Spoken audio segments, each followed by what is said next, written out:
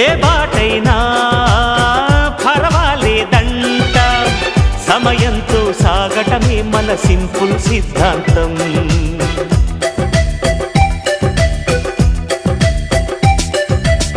చిరుగాలికి పరిమళమిచ్చే సిరిమల్లెల వనమై ఉందాం, గగనాన్ని నేలను కలిపే హరివిల్లుల వంతెన అవుదాం.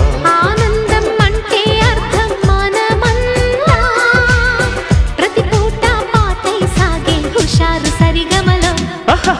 ఎన్నో ఎన్నో రాగాలుండే సంగీతం కాదా, చల్లకి నవ్వుల కేరింత.